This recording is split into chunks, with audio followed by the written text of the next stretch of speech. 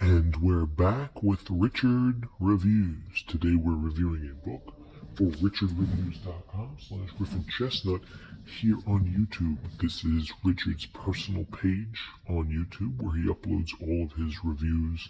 He talks about all of his content, all of his books, his writings, his thesis, TV, movies, classics, operas, and any mechanical devices that he's currently working on. Today's piece that Richard is reviewing for us is a national bestseller titled 1Q84. It's a novel by Haruki Murakami himself. This, of course, plays a huge nod to George Orwell's 1984 classic that came out in the early 19th century, dealing with the dystopia versus utopia functionality.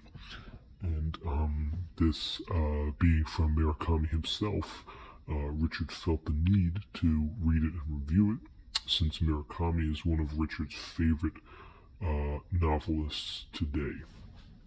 Richard claims that this piece right here might be one of Murakami's all-time best. He enjoyed it very much, as he did Norwegian Wood, Sputnik Sweetheart, The Wind-Up Bird Chronicle, Kafka on the Shore, and many others.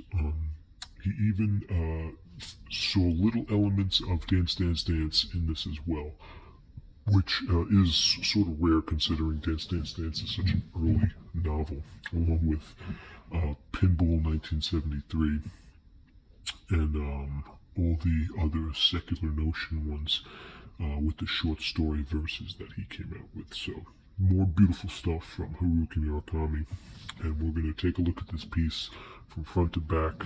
We're going to really get into what makes this one of the most important novels of all time, considering this, that Richard has completed reading this entire piece. Richard obtained this book in 2014, and he completed reading it in that same year of 2014 as well. He read this right after he read David Foster Wallace's Infinite Jest and Leo Tolstoy's War and Peace, which were both pretty long pieces on their own. And this is no short cupcake. This is probably Murakami's longest piece that he has ever came out with. The only ones that are close to it is maybe Killing Commodore or The Wind-Up Bird Chronicle. Those are both pretty long too, but this might take the cake. We're going to have to do some weapons charging and get some measurements and find out exactly what's the longer book. Considering the fact that this is a national bestseller, it's no surprise to me that this may be a little bit longer. Richard doesn't really generalize, request anything to discuss about the longevity of these pieces. This is merely for speculatory purposes, which include dance, reigning, and cosmetology.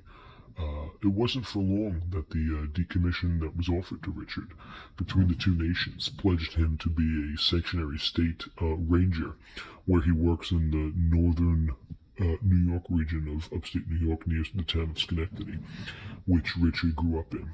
So he did most of his reading in this book while he worked for those nationwide campaign searches. It was a peaceful purpose.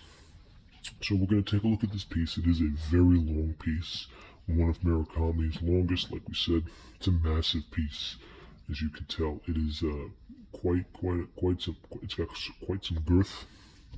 And we're going to talk about how big this piece actually is. It is probably Murakami's magnum opus.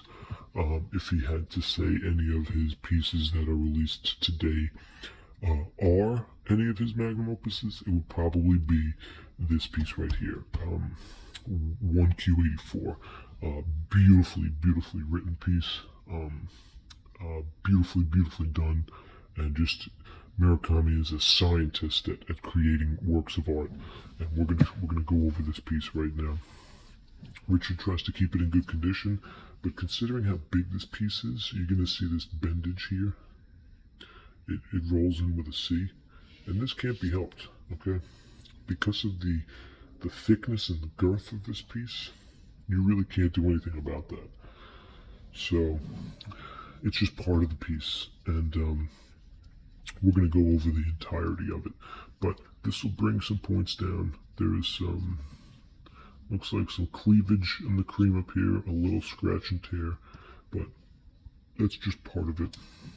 The side cream, very good cream. There is a little mark here. Looks like a little cleavage indent as well. Again, this can't be helped either. And the top cream as well. More good cream. Okay, very good condition for this piece. On the side, we have what it says here. 1Q84. National bestseller, Haruki Murakami, vintage classic. Alright. And on the back, of course, we have more praise for this piece as it brings us down with a whole scrambled eggs frittata. Okay. We're in the fiction category and the official price is $16.95. The barcode is positioned to the south and to the left. To the south and to the left. So we're in the third dimension over here. Third dimension barcodism is probably one of Richard's favorites, considering the fact that Richard prefers his barcodes to be at least on the top center of the piece. He's going to let it slide because Murakami is such a genius and a well-respected author. Richard started reading this while he was up to the fourth and final season of the New York version of Terrace House on Netflix. Terrace House, of course, being a Murakami favorite, got Richard hooked since the episode of Tashani and I think her name was Glutoria ate Tushani's beef, which was an expensive beef cut of a steak convinced in the Conference Society of Violations.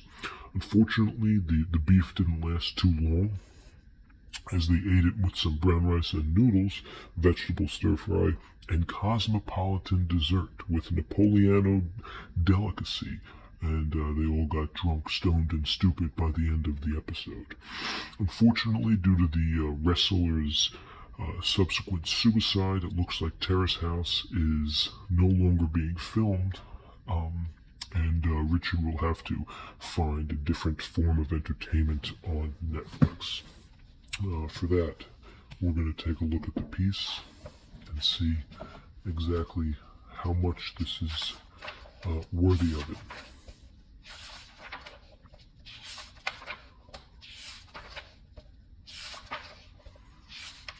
So a beautiful piece, as you can tell. As it really goes down in the sunlight, it really does shine down the sunlight. Okay. Magnum opus piece.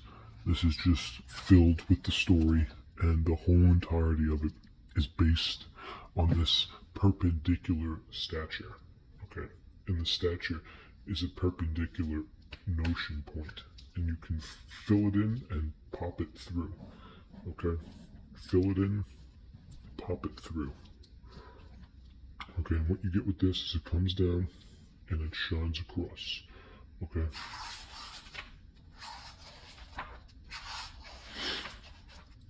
More good shine. Okay, we're getting to the nitty-gritty now.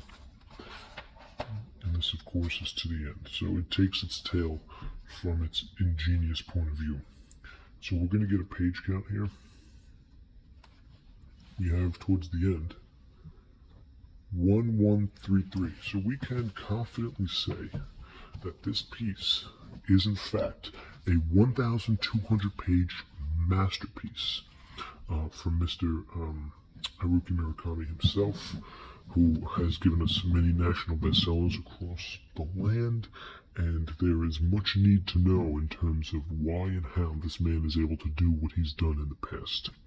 So thankfully, Richard is here and he reviewed it for us. Thankfully, we have Haruki Murakami's most prized possession himself in front of us. And thankfully, Richard can take care of it and make Since the Sun, which seems like a bit of magic, which is arbitrary and complicated to the notion that Richard reviews pieces. A beautiful work by Mr. Haruki Murakami, a beautiful review from Mr. Richard himself, and we have to thank Richard for being here and providing us with this piece that he's able to review for us. So thank you, Richard, for that, and we hope to see you next time. Take care. Bye-bye.